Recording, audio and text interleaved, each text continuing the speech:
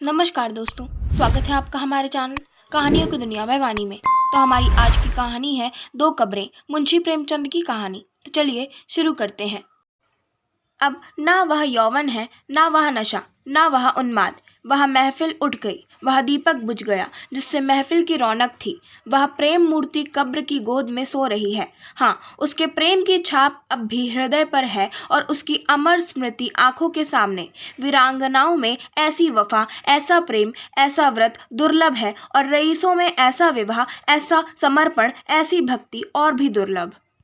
कुंवर रणवीर सिंह रोज बिला नागा संध्या समय जुहरा की कब्र के दर्शन करने जाते, उसे फूलों से सजाते, आंसुओं से सींचते। 15 साल गुजर गए, एक दिन भी नागा नहीं हुआ। प्रेम की उपासना ही उनके जीवन का उद्देश्य था। उस प्रेम को जिसमें उन्होंने जो कुछ देखा वही पाया और जो कुछ अनुभव किया उसी की याद अब भी उन्हें मस्त कर देती है।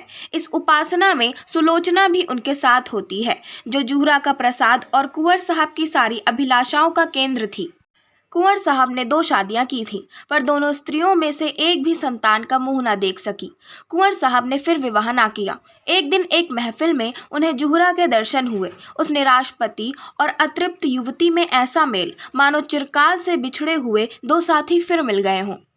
जीवन का बसंत विकास, संगीत और सौरभ से भरा हुआ आया, मगर अफसोस 5 वर्षों के अल्पकाल में उसका भी अंत हो गया। वह मधुर स्वप्न निराशा से भरी हुई जागृति में लीन हो गया। वह सेवा और व्रत की देवी 3 साल की सुलोचना को उनकी गोद में सौंपकर सदा के लिए सिधार गई। कुंवर साहब ने इस प्रेमादेश का इतना अनुराग से पालन किया कि देखने वालों को आश्चर्य होता था। कितने ही तो उन्हें पागल समझते थे। सुलोचना ही की नींद सोते, उसी की नींद जागते, खुद पढ़ाते, उसके साथ सैर करते, इतनी एकाग्रता के साथ जैसे कोई विधवा अपने अनाथ बच्चे को पाले। जब से वह यूनिवर्सिटी में दाखिल हुई, उसे खुद मोटर में पहुंचा आते और शाम को खुद जाकर ले आते। वह उसके माथे पर से वह कलंक धो डालना चाहते थे जो मानो विधाता ने क्रूर हाथों से लगा दिया था। धन तो उसे ना धो सका, शायद विद्या धो डाले। एक दिन शाम को कुंवर साहब जुहरा के मजार को फूलों से सजा रहे थे और सुलोचना कुछ दूर पर खड़ी अपने कुत्ते को गेंद खिला रही थी कि सहसा उसने अपने कॉलेज के प्रोफेसर डॉक्टर रामेंद्र को आते देखा। सकुचाकर मुंह फेर लिया, मानो उन्हें देखा नहीं। शंका हुई कहीं रामेंद्र इस मजार के विषय में कुछ पूछ ना बैठे। यूनिवर्सिटी में दाखिल हुए उसे 1 साल हुआ।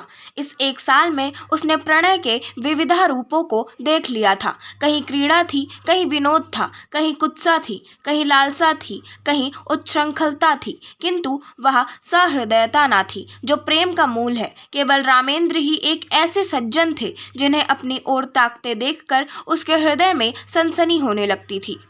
पर उनकी आंखों में कितनी विवशता, कितनी पराजय, कितनी वेदना छिपी होती थी। रामेंद्र ने कुंवर साहब की ओर देखकर कहा, तुम्हारे बाबा इस कब्र पर क्या कर रहे हैं? सुलोचना का चेहरा कानों तक लाल हो गया। बोली, यह इनकी पुरानी आदत है। रामेंद्र ने कहा, किसी महात्मा की समाधि है? सुलोचना ने इस सवाल को उड़ा देना चाहा। रामेंद्र यह तो जानते थे कि सुलोचना कुंवर साहब की दाश्ता औरत की लड़की है, पर उन्हें यह ना मालूम था कि यह उसी की कब्र है और कुंवर साहब अतीत प्रेम के इतने उपासक हैं। मगर यह प्रश्न उन्होंने बहुत धीमे स्वर में ना किया था। कुंवर साहब जूते पहन रहे थे। यह प्रश्न उनके कान में पड़ गया। जल्दी से जूता पहन लिया और समीप जाकर बोली, संसार की आंखों में तो वह महात्मा ना थी, पर मेरी आंखों में थी और है। यह मेरे प्रेम की समाधि है। सुलोचना की इच्छा होती थी कि यहाँ से भाग जाऊं, लेकिन कुंवर साहब को जुहरा के यशोगान में आत्मिक आनंद मिलता था। रामेंद्र का विस्मय देखकर बोले, इसमें वह देवी सो रही है जिसने मेरे जीवन को स्वर्ग बना दिया था। यह सुलोचना उसी का प्रसाद है। रामेंद्र ने कब्र की तरफ देखकर आश्चर्य से कहा, अच्छा। कुंवर साहब ने मन में उस प्रेम का आनंद उठाते हुए कहा, वह जीवन ही और था। प्रोफेसर साहब, ऐसी तपस्या मैंने और कहीं नहीं देखी। आपको फुर्सत हो तो मेरे साथ चलिए, आपको उन यौवन स्मृतियों। सुलोचना बोल उठी, वे सुनाने की चीज नहीं है दादा। कुंवर ने कहा, मैं रामेंद्र बाबू को गैर नहीं समझता। रामेंद्र को प्रेम का यह अलौकिक रूप मनोविज्ञान का एक रत्न सा मालूम हुआ। वह कुंवर साहब के साथ ही उनके घर आए और कई घंटे तक उन हसरत में डूबी हुई प्रेम स्मृतियों को सुनते रहे, जो वरदान मांगने के लिए उन्हें साल भर से साहस न होता था, दुविधा में पड़कर रह जाते थे, वह आज उन्होंने मांग लिया। लेकिन विवाह के बाद रामेंद्र को नया अनुभव हुआ। महिलाओं का आना जाना प्रायः बंद हो गया। इसके साथ ही मर्द दोस्तों की आमदरफ्त बढ़ गई। दिन भर उनका तांता लगा रहता था। सुलोचना उनके आदर सत्कार में लगी रहती। पहले 1-2 महीने तक तो रामेंद्र ने इधर ध्यान नहीं दिया, लेकिन जब कई महीने गुजर गए और स्त्रियों ने बहिष्कार का त्याग न किया तो उन्होंने एक दिन सुलोचना से कहा, यह लोग आजकल अकेले ही आते हैं। सुलोचना ने धीरे से कहा, हाँ देखती तो हूँ। रामेंद्र ने कहा, इनकी औरतें तो तुमसे परहेज नहीं करती। सुलोचना ने कहा, शायद करती हूँ। रामेंद्र ने कहा, मगर वे लोग तो विचारों के बड़े स्वाधीन हैं। इनकी औरतें भी शिक्षित हैं। फिर यह क्या बात है? सुलोचना ने दबी जबान से कहा, मेरी समझ में कुछ नहीं आता। रामेंद्र ने कुछ देर असमंजस में पड़कर कहा, हम लोग किसी दूसरी जगह चले जाएं तो क्या हर्ज, वहां तो कोई हमें ना जानता होगा। सुलोचना ने अब की तीव्र स्वर में कहा, दूसरी जगह क्यों जाएं? हमने किसी का कुछ बिगाड़ा नहीं है, किसी से कुछ मांगते नहीं। जिसे आना हो आए, ना आना हो ना आए, मुंह क्यों छिपाए। धीरे धीरे रामेंद्र पर एक और रहस्य खुलने लगा, जो महिलाओं के व्यवहार से कहीं अधिक घृणास्पद और अपमानजनक था।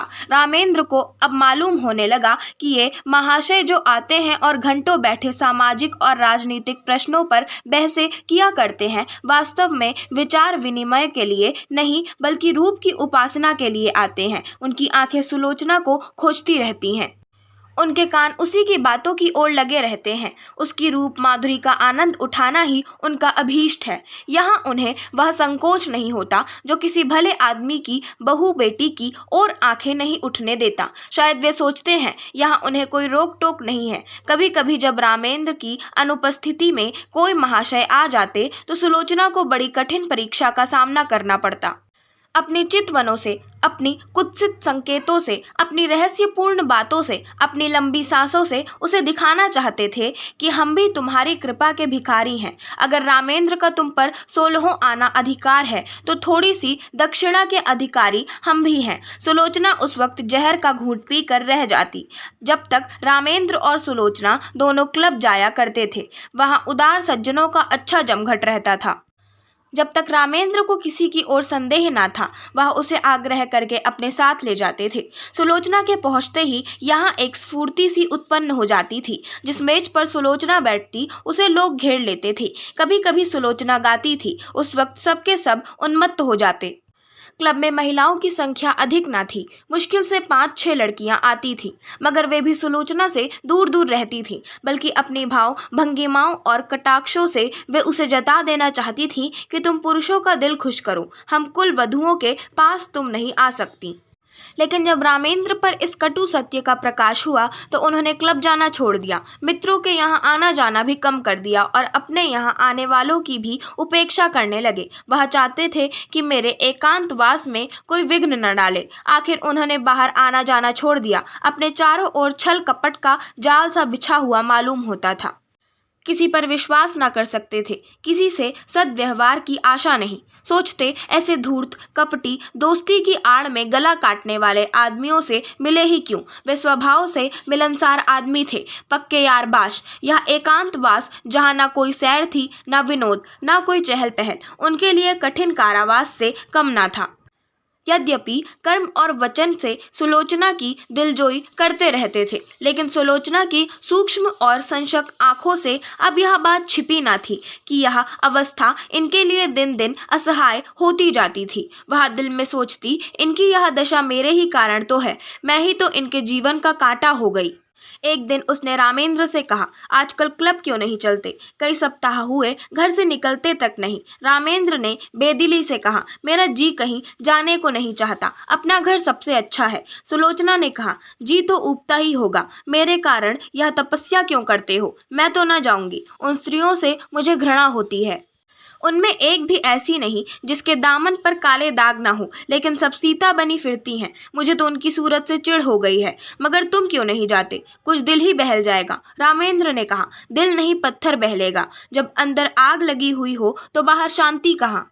सुलोचना चौंक पड़ी। आज पहली बार उसने रामेंद्र के मुंह से ऐसी बात सुनी। वह अपने ही को बहिष्कृत समझती थी। अपना अनादर जो कुछ था उसका था। रामेंद्र के लिए तो अब भी सब दरवाजे खुले हुए थे। वह जहाँ चाहे जा सकते हैं, जिनसे चाहे मिल सकते हैं। उनके लिए कौन सी रुकावट है? लेकिन नहीं, अगर उन्होंने किसी कुलीन स्त्री से विवाह किया होता तो उनकी यह दशा क्यों होती। प्रतिष्ठित घरानों की औरतें आती, आपस में मैत्री बढ़ती, जीवन सुख से कटता, रेशम का पैबंद लग जाता। अब तो उसमें टाट का पैबंद लग गया। मैंने आकर सारे तालाब को गंदा कर दिया। उसके मुख पर उदासी छा गई। रामेंद्र को भी तुरंत मालूम हो गया कि उनकी जबान से एक ऐसी बात निकल गई जिसके दो अर्थ हो सकते हैं। उन्होंने फौरन बात बनाई, क्या तुम समझती हो कि हम और तुम अलग अलग हैं? हमारा और तुम्हारा जीवन एक है। जहाँ तुम्हारा आदर नहीं वहाँ मैं कैसे जा सकता हूँ? फिर मुझे भी समाज के इन रंगों सियारों से घृणा हो रही है। मैं इन सबों के कच्चे चिट्ठे जानता हूँ। पद या उपाधि या धन से किसी की आत्मा शुद्ध नहीं हो जाती। जो ये लोग करते हैं वह अगर कोई नीचे दर्जे का आदमी करता उसे कहीं मुंह दिखाने की हिम्मत न होती। मगर यह लोग अपनी सारी बुराइयां उदारतावाद के पर्दे में छिपाते हैं। इन लोगों से दूर रहना ही अच्छा है। सुलोचना का चित्त शांत हो गया। दूसरे साल सुलोचना की गोद में एक चांद सी बालिका का उदय हुआ। उसका नाम रखा गया शोभा। कुंवर साहब का स्वास्थ्य इन दिनों कुछ अच्छा ना था। मसूरी गए थे। यह खबर पाते ही रामेंद्र को ताड़ दिया कि जच्चा और बच्चा को लेकर यहाँ आ जाओ। लेकिन रामेंद्र इस अवसर पर न जाना चाहते थे। अपने मित्रों की सज्जनता और उदारता की अंतिम परीक्षा लेने का इससे अच्छा और कौन सा अवसर हो सकता था। सलाह हुई एक शानदार दावत दी जाए। प्रोग्राम में संगीत भी शामिल था। कई अच्छे अच्छे गवैये बुलाए गए। अंग्रेजी, हिंदुस्तानी, मुसलमानी सभी प्रकार के भोजनों का प्रबंध किया गया। कुंवर साहब गिरते पड़ते मसूरी से आए। उसी दिन दावत थी। नियत समय पर निमंत्रित लोग एक एक करके आने लगे। कुंवर साहब स्वयं उनका स्वागत कर रहे थे। खान साहब आए, मिर्जा साहब आए, मीर साहब आए, मगर पंडित जी और बाबूजी और लाला साहब और चौधरी साहब और कक्कड़, मेहरा और चोपड़ा, कौल और हुक्कू, श्रीवास्तव और खरे किसी का पता न था। यह सभी लोग होटलों में सब कुछ खाते थे, अंडे और शराब उड़ाते थे। इस विषय में किसी तरह का विवेक या विचार न करते थे। फिर आज क्यों तशरीफ नहीं लाए? इसलिए नहीं कि छूत छात का विचार था, बल्कि इसलिए कि वह अपनी उपस्थिति को इस विवाह के समर्थन की सनद समझते थे और वह सनद देने की उनकी इच्छा न थी। 10 बजे रात तक कुंवर साहब फाटक पर खड़े रहे। जब उस वक्त तक कोई न आया तो कुंवर साहब ने आकर रामेंद्र से कहा, अब लोगों का इंतजार फजूल है। मुसलमानों को खिला दो और बाकी सामान गरीबों को दिला दो। रामेंद्र एक कुर्सी पर हतबुद्धि से बैठे हुए थे। कुंठित स्वर में बोले, जी हाँ, यही तो मैं सोच रहा हूँ। कुंवर, मैंने तो पहले ही समझ लिया था। हमारी तौहीन नहीं हुई। खुद उन लोगों की कलई खुल गई। रामेंद्र ने कहा, खैर परीक्षा तो हो गई। कहिए तो अभी जाकर एक एक की खबर लूं। कुंवर साहब ने विस्मित होकर कहा, क्या उनके घर जाकर? रामेंद्र ने कहा, जी हाँ। पूछूं कि आप लोग जो समाज सुधार का राग अलापते फिरते हैं वह किस बल पर? कुंवर ने कहा, व्यर्थ है। जाकर आराम से लेटो। नेक और बद की सबसे बड़ी पहचान अपना दिल है। अगर हमारा दिल गवाही दे कि यह काम बुरा नहीं तो फिर सारी दुनिया मुंह फेर ले। हमें किसी की परवाह नहीं करनी चाहिए। रामेंद्र ने कहा, लेकिन मैं इन लोगों को यूं ना छोड़ूंगा। एक एक की बखिया उधोड़ कर ना रख दूं तो नाम नहीं। यह कहकर उन्होंने पत्तल और सकोरे उठवा उठवा कर कंगालों को देना शुरू किया। रामेंद्र सैर करके लौटे ही थे कि वेश्याओं का एक दल सुलोचना को बधाई देने के लिए आ पहुंचा। जुहरा की एक सगी भतीजी थी गुलनार, सुलोचना के यहाँ पहले बराबर आती जाती थी। इधर 2 साल से ना आई थी। यह उसी का बधावा था। दरवाजे पर अच्छी खासी भीड़ हो गई थी। रामेंद्र ने यहाँ शोरगुल सुना। गुलनार ने आगे बढ़कर उन्हें सलाम किया और बोली, बाबूजी, बेटी मुबारक, बधावा लाई हूँ। रामेंद्र पर मानो लकवा सा गिर गया, सिर झुक गया और चेहरे पर कालिमा सी पुत गई। न मुंह से बोले, न किसी को बैठने का इशारा किया, न वहां से हिले, बस मूर्तिवत खड़े हो गए। एक बाजारी औरत से नाता पैदा करने का ख्याल इतना लज्जास्पद था, इतना जघन्य कि उसके सामने सज्जनता भी मौन रह गई। इतना शिष्टाचार भी ना कर सके कि सबों को कमरे में ले जाकर बिठा तो दें। आज पहली ही बार उन्हें अपने अदाह पतन का अनुभव हुआ। मित्रों की कुटिलता और महिलाओं की उपेक्षा को वह उनका अन्याय समझते थे। अपना अपमान नहीं, लेकिन यह बधावा उनकी अबाध उदारता के लिए भी भारी था। सुलोचना का जिस वातावरण में पालन पोषण हुआ था वह एक प्रतिष्ठित हिंदू कुल का वातावरण था। यह सच है कि अब भी सुलोचना नित्य जुहरा के मजार की परिक्रमा करने जाती थी, मगर जुहरा अब एक पवित्र स्मृति थी, दुनिया की मलिनताओं और कलुषताओं से रहित। गुलनार से नातेदारी और परस्पर का निभाव दूसरी बात थी। जो लोग तस्वीरों के सामने सिर झुकाते हैं, उन पर फूल चढ़ाते हैं, वे भी तो मूर्ति पूजा की निंदा करते हैं। एक स्पष्ट है, दूसरा सांकेतिक। एक प्रत्यक्ष है, दूसरा आंखों से छिपा हुआ। सुलोचना अपने कमरे की चिक की आड़ में खड़ी रामेंद्र का असमंजस और क्षोभ कर रही थी। जिस समाज को उसने अपना उपास्य बनाना चाहा था, जिसके द्वार पर सिजदे करते उसे बरसों हो गए थे, उसकी तरफ से निराश होकर उसका हृदय इस समय उससे विद्रोह करने पर तुला हुआ था। उसके जी में आता था गुलनार को बुलाकर गले लगा लूं। जो लोग मेरी बात भी नहीं पूछते, उनकी खुशामद क्यों करूं? यह बेचारियां इतनी दूर से आई हैं, मुझे अपना ही समझ कर दो। उनके दिल में प्रेम तो है, यह मेरे दुख सुख में शरीक होने को तैयार तो हैं। आखिर रामेंद्र ने सिर उठाया और शुष्क मुस्कान के साथ गुलनार से बोले, आइए, आप लोग अंदर चली आइए। यह कहकर वह आगे आगे रास्ता दिखाते हुए दीवान खाने की ओर चले कि सहसा मेहरी निकली और गुलनार के हाथ में एक पुर्जा देकर चली गई। गुलनार ने वह पुर्जा लेकर देखा और उसे रामेंद्र के हाथ में देकर वहीं खड़ी हो गई। रामेंद्र ने पुर्जा देखा, लिखा था, बहन गुलनार, तुम यहाँ नाहक आई, हम लोग यूं ही बदनाम हो रहे हैं।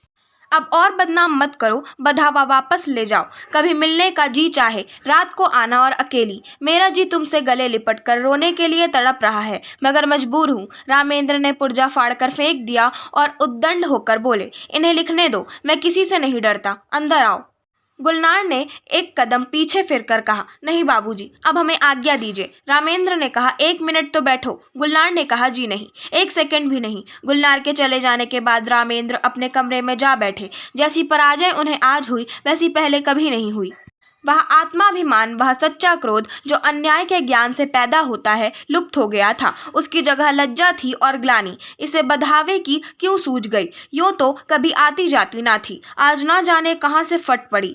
कुंवर साहब होंगे इतने उदार, उन्होंने जुहरा के नातेदारों से भाईचारे का निबाह किया होगा। मैं इतना उदार नहीं हूँ। कहीं सुलोचना छिपकर इसके पास आती जाती तो नहीं? लिखा भी तो है कि मिलने का जी चाहे तो रात को आना और अकेले क्यों ना हो। खून तो वही है, मनोवृत्ति वही, विचार वही, आदर्श वही। माना कुंवर साहब के घर में पालन पोषण हुआ, मगर रक्त का प्रभाव इतनी जल्दी नहीं मिट सकता। अच्छा, दोनों बहनें मिलती होंगी तो उनमें क्या बातें होती होंगी? इतिहास या नीति की चर्चा तो हो नहीं सकती, वही निर्लज्जता की बातें होती होंगी। गुलनार अपना वृतांत कहती होगी, उस बाजार के खरीदारों और दुकानदारों के गुण दोषों पर बहस होती होगी। यह तो हो ही नहीं सकता कि गुलनार इसके पास आते ही अपने को भूल जाए और कोई भद्दी, अनर्गल और कुलसित बातें ना करे। एक क्षण में उनके विचारों ने पलटा खाया, मगर आदमी बिना किसी से मिले जुले रह भी तो नहीं सकता। यह भी तो एक तरह की भूख है। भूख में अगर शुद्ध भोजन ना मिले तो आदमी जूठा खाने से भी परहेज नहीं करता। अगर इन लोगों ने सुलोचना को अपनाया होता, उसका यूं बहिष्कार न करते, तो उसे क्यों ऐसे प्राणियों से मिलने की इच्छा होती? उसका कोई दोष नहीं, यह सारा दोष परिस्थितियों का है जो हमारे अतीत की याद दिलाती रहती हैं। रामेंद्र इन्हीं विचारों में पड़े हुए थे कि कुंवर साहब आ पहुंचे और कटु स्वर में बोले, मैंने सुना गुलनार अभी बधावा लाई थी, तुमने उसे लौटा दिया। रामेंद्र का विरोध सजीव हो उठा। बोले, मैंने तो नहीं लौटाया, सुलोचना ने लौटाया, पर मेरे ख्याल में अच्छा किया। कुंवर ने कहा, तो यह कहो तुम्हारा इशारा था। तुमने इन पतितों को अपनी ओर खींचने का कितना अच्छा अवसर हाथ से खो दिया है। सुलोचना को देखकर जो कुछ असर पड़ा वह तुमने मिटा दिया। बहुत संभव था कि एक प्रतिष्ठित आदमी से नाता रखने का अभिमान उसके जीवन में एक नए युग का आरंभ करता, मगर तुमने इन बातों पर जरा भी ध्यान ना दिया। रामेंद्र ने कोई जवाब ना दिया। कुंवर साहब जरा उत्तेजित होकर बोले, आप लोग यह क्यों भूल जाते हैं कि हर एक बुराई मजबूरी से होती है। चोर इसलिए चोरी नहीं करता कि चोरी में उसे विशेष आनंद आता है, बल्कि केवल इसलिए कि जरूरत उसे मजबूर कर देती है। हाँ, वह जरूरत वास्तविक है या काल्पनिक, इसमें मतभेद हो सकता है। स्त्री के मैके जाते समय कोई गहना बनवाना एक आदमी के लिए जरूरी हो सकता है, दूसरे के लिए बिल्कुल गैर जरूरी। क्षुधा से व्यथित होकर एक आदमी अपना ईमान खो सकता है। दूसरा मर जाएगा पर किसी के सामने हाथ न फैलाएगा। पर प्रकृति का यह नियम आप जैसे विद्वानों को ना भूलना चाहिए कि जीवन लालसा प्राणी मात्र में व्यापक है। जिंदा रहने के लिए आदमी सब कुछ कर सकता है। जिंदा रहना जितना ही कठिन होगा, बुराइयां भी उसी मात्र में बढ़ेंगी। जितना ही आसान होगा, उतनी ही बुराइयां कम होंगी। हमारा यह पहला सिद्धांत होना चाहिए कि जिंदा रहना हर एक के लिए सुलभ हो। रामेंद्र बाबू, आपने इस वक्त इन लोगों के साथ यही व्यवहार किया जो दूसरे आपके साथ कर रहे हैं और जिससे आप बहुत दुखी हैं। रामेंद्र ने इस लंबे व्याख्यान को इस तरह सुना जैसे कोई पागल बक रहा हो। इस तरह की दलीलों का वह खुद कितनी ही बार समर्थन कर चुके थे, पर दलीलों से व्यथित अंग की पीड़ा नहीं शांत होती। पतित स्त्रियों का नातेदार की हैसियत से द्वार पर आना इतना अपमानजनक था कि रामेंद्र किसी दलील से पराभूत होकर उसे भूल न सकते थे। बोले, मैं ऐसे प्राणियों से कोई संबंध नहीं रखता, यह विष अपने घर में नहीं फैलाना चाहता। सहसा सुलोचना भी कमरे में आ गई। प्रसव काल का असर अभी बाकी था, पर उत्तेजना ने चेहरे को आरक्त कर रखा था। रामेंद्र सुलोचना को देखकर तेज हो गए। वह उसे जता देना चाहते थे कि इस विषय में मैं एक रेखा तक जा सकता हूँ, उसे आगे किसी तरह नहीं जा सकता। बोले, मैं यह कभी पसंद न करूँगा कि कोई बाजारी औरत किसी भेष में मेरे घर आए। रात को अकेले या सूरत बदल कर आने से इस बुराई का असर नहीं मिट सकता। मैं समाज के दंड से नहीं डरता, इस नैतिक विष से डरता हूँ। सुलोचना अपने विचार में मर्यादा रक्षा के लिए काफी आत्मसमर्पण कर चुकी थी। उसकी आत्मा ने अभी तक उसे क्षमा न किया था। तीव्र स्वर में बोली, क्या तुम चाहते हो कि मैं इस कैद में अकेले जान दे दूं? कोई तो हो जिससे आदमी हंसे बोले। रामेंद्र ने गर्म होकर कहा, हंसने बोलने का इतना शौक था तो मेरे साथ विवाह न करना चाहिए था। विवाह का बंधन बड़ी हद तक त्याग का बंधन है। जब तक संसार में इस विधान का राज्य है और स्त्री कुल मर्यादा की रक्षक समझी जाती है, उस वक्त तक कोई मर्द यह स्वीकार न करेगा कि उसकी पत्नी बुरे आचरण के प्राणियों से किसी प्रकार का संसर्ग रखे। कुंवर साहब समझ गए कि इस वाद विवाद से रामेंद्र और भी जिद पकड़ लेंगे और मुख्य विषय लुप्त हो जाएगा, इसलिए नम्र स्वर में बोले, लेकिन बेटा, यह क्यों ख्याल करते हो कि ऊंचे दर्जे की पढ़ी लिखी स्त्री दूसरों के प्रभाव में आ जाएगी, अपना प्रभाव न डालेगी। रामेंद्र ने कहा, इस विषय में शिक्षा पर मेरा विश्वास नहीं। शिक्षा ऐसी कितनी बातों को मानती है जो रीति नीति और परंपरा की दृष्टि से त्याज्य हैं। अगर पांव फिसल जाए तो हम उसे काट कर फेंक नहीं देते, पर मैं इसके सामने सिर झुकाने को तैयार नहीं हूँ। मैं स्पष्ट कह देना चाहता हूँ कि मेरे साथ रहकर पुराने संबंधों को त्याग करना पड़ेगा। इतना ही नहीं, मन को ऐसा बना लेना पड़ेगा कि ऐसे लोगों से खुद घृणा हो। हमें इस तरह अपना संस्कार करना पड़ेगा कि समाज अपने अन्याय पर लज्जित हो, न यह कि हमारे आचरण ऐसे भ्रष्ट हो जाएं कि दूसरों की निगाह में यह तिरस्कार औचित्य का स्थान पा जाए। सुलोचना ने उद्धत होकर कहा, स्त्री इसके लिए मजबूर नहीं है कि वह आपकी आंखों से देखे और आपके कानों से सुने। उसे यह निश्चय करने का अधिकार है कि कौन सी चीज़ उसके हित की है, कौन सी नहीं। कुंवर साहब भयभीत होकर बोले, सिल्लो, तुम भूली जाती हो कि बातचीत में हमेशा मुलायम शब्दों का व्यवहार करना चाहिए। हम झगड़ा नहीं कर रहे हैं, केवल एक प्रश्न पर अपने अपने विचार प्रकट कर रहे हैं। सुलोचना ने निर्भीकता से कहा, जी नहीं, मेरे लिए बेड़ियां तैयार की जा रही हैं। मैं इन बेड़ियों को नहीं पहन सकती। मैं अपनी आत्मा को उतना ही स्वाधीन समझती हूँ जितना कोई मर्द समझता है। रामेंद्र ने अपनी कठोरता पर कुछ लज्जित होकर कहा, मैंने तुम्हारी आत्मा की स्वाधीनता को छीनने की कभी इच्छा नहीं की और ना मैं इतने विचारहीन हूँ। शायद तुम भी इसका समर्थन करोगी, लेकिन क्या तुम्हें विपरीत मार्ग पर चलते देखूं तो मैं तुम्हें समझा भी न सकता। सुलोचना ने कहा, उसी तरह जैसे मैं तुम्हें समझा सकती हूँ, तुम मुझे मजबूर नहीं कर सकते। रामेंद्र ने कहा, मैं इसे नहीं मान सकता। सुलोचना ने कहा, अगर मैं अपने किसी नातेदार से मिलने जाऊं तो आपकी इज्जत में बट्टा लगता है। क्या इसी तरह आप यह स्वीकार करेंगे कि आपका व्याभिचारियों से मिलना जुलना मेरी इज्जत में दाग लगाता है? रामेंद्र ने कहा, हाँ, मैं मानता हूँ। सुलोचना ने कहा, आपका कोई व्यभिचारी भाई आ जाए तो आप उसे दरवाजे से भगा देंगे? रामेंद्र ने कहा, तुम मुझे इसके लिए मजबूर नहीं कर सकती। सुलोचना ने कहा, और आप मुझे मजबूर कर सकते हैं। बेशक, क्यों? इसीलिए कि मैं पुरुष हूँ, इस छोटे से परिवार का मुख्य अंग हूँ, इसीलिए कि तुम्हारे ही कारण मुझे। रामेंद्र कहते कहते रुक गए, पर सुलोचना उनके मुंह से निकलने वाले शब्दों को ताड़ गई। उसका चेहरा तमतमा उठा, मानो छाती में बर्छी सी लग गई। मन में ऐसा उद्वेग उठा कि इसी क्षण घर छोड़कर सारी दुनिया से नाता तोड़कर चली जाऊं और फिर इन्हें कभी मुंह ना दिखाऊं। अगर इसी का नाम विवाह है कि किसी की मर्जी की गुलाम होकर रहूं, अपमान सहन करूं, तो ऐसे विवाह को दूर से ही सलाम है। वह तैश में आकर कमरे से निकलना चाहती थी कि कुंवर साहब ने लपक कर उसे पकड़ लिया और बोले, क्या करती हो बेटा, घर में जाओ, क्यों रोती हो, अभी तो मैं जीता हूँ, तुम्हें क्या गम है। रामेंद्र बाबू ने कोई ऐसी बात नहीं कही और न कहना चाहते थे, फिर आपस की बातों का क्या बुरा मानना, किसी अवसर पर तुम भी जो जी में आए कह लेना। यूँ समझाते हुए कुंवर साहब उसे अंदर ले गए। वास्तव में सुलोचना कभी गुलनार से मिलने की इच्छुक न थी, वह उससे स्वयं भागती थी। एक क्षणिक आवेश में उसने गुलनार को वह पुर्जा लिख दिया। मन में स्वयं समझती थी इन लोगों से मेल जोल रखना मुनासिब नहीं, लेकिन रामेंद्र ने यह विरोध किया, यही उसके लिए असहाय था। यह मुझे मना क्यों करें? क्या मैं इतना भी नहीं समझती? क्या इन्हें मेरी ओर से इतना शंका है? इसीलिए तो कि मैं कुलीन नहीं हूँ। मैं अभी अभी गुलनार से मिलने जाऊंगी, जिद्दन जाऊंगी, देखूं मेरा क्या करते हैं। लाड़ प्यार में पली हुई सुलोचना को कभी किसी ने तीखी आंखों से ना देखा था। कुंवर साहब उसकी मर्जी के गुलाम थे। रामेंद्र भी इतने दिनों उसका मुंह जोहते रहे। आज अकस्मात यह तिरस्कार और फटकार पाकर उसकी स्वेच्छा, प्रेम और आत्मीयता के सारे नातों को पैरों से कुचल डालने के लिए विकल हो उठी। वह सब कुछ सह लेगी, पर यह धौंस, यह अन्याय, यह अपमान उससे ना सहा जाएगा। उसने खिड़की से सिर निकालकर कोचवान को पुकारा और बोली, गाड़ी लाओ, मुझे चौक जाना है, अभी लाओ। कुंवर साहब ने चुमकार कर कहा, बेटी सिल्लो, क्या कर रही हो, मेरे ऊपर दया करो, इस वक्त कहीं मत जाओ, नहीं हमेशा के लिए पछताना पड़ेगा। रामेंद्र बाबू भी बड़े गुस्सेवर आदमी हैं, फिर तुमसे बड़े हैं, ज्यादा विचारवान हैं, उन्हीं का कहना मान जाओ। मैं तुमसे सच कहता हूँ, तुम्हारी माँ जब थी तो कई बार ऐसी नौबत आई कि मैंने उनसे कहा घर से निकल जाओ, पर उस प्रेम की देवी ने कभी ड्योढ़ी के बाहर पाँव नहीं निकाला। इस वक्त धैर्य से काम लो, मुझे विश्वास है जरा देर में रामेंद्र बाबू खुद लज्जित होकर तुम्हारे पास अपराध क्षमा कराने आएंगे। सहसा रामेंद्र ने आकर पूछा, गाड़ी क्यों मंगवाई, कहाँ जा रही हो? रामेंद्र का चेहरा इतना क्रोधोन्मत्त हो रहा था कि सुलोचना सहम उठी।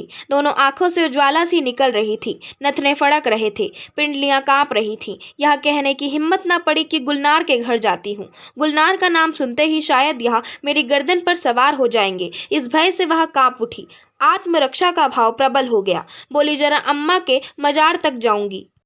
रामेंद्र ने डांट कर कहा, कोई जरूरत नहीं है वहां जाने की। सुलोचना ने कातर स्वर में कहा, क्यों, अम्मा के मजार तक जाने की भी रोक है? रामेंद्र ने उसी ध्वनि में कहा, हाँ। सुलोचना ने कहा, तो फिर अपना घर संभालो, मैं जाती हूँ। रामेंद्र ने कहा, जाओ, तुम्हारे लिए क्या, यह नहीं सही, दूसरा घर सही।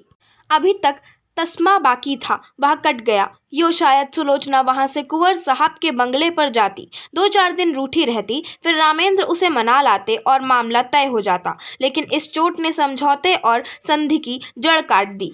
सुलोचना दरवाजे तक पहुंची थी, वहीं चित्र लिखित सी खड़ी रह गई, मानो किसी ऋषि के शाप ने उसके प्राण खींच लिए हो। वहीं बैठ गई, ना कुछ बोल सकी, ना कुछ सोच सकी। जिसके सिर पर बिजली गिर पड़ी हो, वह क्या सोचे, क्या रोए, क्या बोले। रामेंद्र के वे शब्द बिजली से कहीं अधिक घातक थे। सुलोचना कब तक वहां बैठी रही, उसे कुछ खबर ना थी। जब उसे कुछ होश आया तो घर में सन्नाटा छाया हुआ था। घड़ी की तरफ आंख उठी, 1 बज रहा था। सामने आराम कुर्सी पर कुंवर साहब नवजात शिशु को गोद में लिए सो गए थे। सुलोचना ने उठकर बरामदे में झांका। रामेंद्र अपने पलंग पर लेटे हुए थे। उसके जी में आया, इसी वक्त इन्हीं के सामने जाकर कलेजे में छुरी मार लूं और इन्हीं के सामने तड़प तड़प कर मर जाऊं। वह घातक शब्द याद आ गए।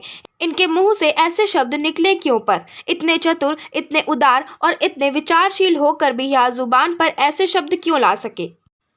उसका सारा सतीत्व भारतीय आदर्शों की गोद में पली हुई भूमि पर आसक्त पड़ी हुई अपनी दीनता पर हो रहा था। वह सोच रही थी, अगर मेरे नाम पर यह दाग ना होता, मैं भी कुलीन होती, तो क्या यह शब्द इनके मुंह से निकल सकते थे? लेकिन मैं बदनाम हूँ, दलित हूँ, त्याज्य हूँ, मुझे सब कुछ कहा जा सकता है। उफ, इतना कठोर हृदय! क्या वह किसी दशा में भी रामेंद्र पर इतना कठोर प्रहार कर सकती थी? बरामदे में बिजली की रोशनी थी। रामेंद्र के मुख पर क्षोभ या ग्लानि का नाम भी ना था। क्रोध की कठोरता अब तक उसके मुख को विकृत किए हुए थी। शायद इन आंखों में आंसू देखकर अब भी सुलोचना के आहत हृदय को तस्कीन होती, लेकिन वहां तो अभी तक तलवार खिंची हुई थी। उसकी आंखों में सारा संसार सूना हो गया। सुलोचना फिर अपने कमरे में आई। कुंवर साहब की आंखें अब भी बंद थी। इन चंद घंटों ही में उनका तेजस्वी मुख कांतिहीन हो गया था। गालों पर आंसुओं की रेखाएं सूख गई थीं। सुलोचना ने उनके पैरों के पास बैठकर सच्ची भक्ति के आंसू बहाए। हाय, मुझे अभागिनी के लिए इन्होंने कौन कौन से कष्ट नहीं झेले, कौन कौन से अपमान नहीं सहे। अपना सारा जीवन ही मुझ पर अर्पण कर दिया और उसका यह हृदय विदारक अंत। सुलोचना ने फिर बच्ची को देखा, मगर उसका गुलाब का सा विकसित मुंह देखकर भी उसके हृदय में ममता की तरंग न उठी। उसने उसकी तरफ से मुंह फेर लिया। यही वह अपमान की मूर्तिमान वेदना है जो इतने दिनों मुझे भोगनी पड़ी। मैं इसके लिए क्यों अपने प्राण संकट में डालूं? अगर उसके निर्दयी पिता को उससे प्रेम है तो उसको पाले, और एक दिन वह भी उसी तरह रोए जिस तरह आज मेरे पिता को रोना पड़ा है। ईश्वर, अब की अगर जन्म देना तो किसी भले आदमी के घर जन्म देना। जहाँ जुहरा का मजार था उसी के बगल में एक दूसरा मजार बना हुआ है। जुहरा के मजार पर घास जम आई है, जगह जगह से चूना गिर गया है, लेकिन दूसरा मजार बहुत साफ सुथरा और सजा हुआ है। उसके चारों तरफ गमले रखे हुए हैं और मजार तक जाने के लिए गुलाब के बेलों की रविशें बनी हुई हैं। शाम हो गई है। सूर्य की क्षीण उदास पीली किरणें मानो उस मजार पर आंसू बहा रही हैं। एक आदमी एक 3-4 साल की बालिका को गोद में लिए हुए आया और उस मजार को अपना रुमाल से साफ करने लगा। रविशों में जो पत्तियां पड़ी थीं उन्हें चुनकर साफ किया और मजार पर सुगंध छिड़कने लगा। बालिका दौड़ दौड़कर तितलियों को पकड़ने लगी। यह सुलोचना का मजार है। उसकी आखिरी नसीहत थी कि मेरी लाश जलाई न जाए, मेरी माँ की बगल मुझे सुला दिया जाए। कुंवर साहब तो सुलोचना के बाद 6 महीने से ज्यादा ना चल सके। हाँ, रामेंद्र अपने अन्याय का पश्चाताप कर रहे हैं। शोभा अब 3 साल की हो गई है और उसे विश्वास है कि एक दिन उसकी माँ इसी मजार से निकलेगी। आशा करती हूँ आपको हमारी आज की कहानी 2 कब्रें पसंद आई होगी। अगर आपको हमारी आज की कहानी पसंद आई हो तो हमारे चैनल को सब्सक्राइब करें, वीडियो को लाइक करें और बेल आइकन दबाना ना भूलें। धन्यवाद।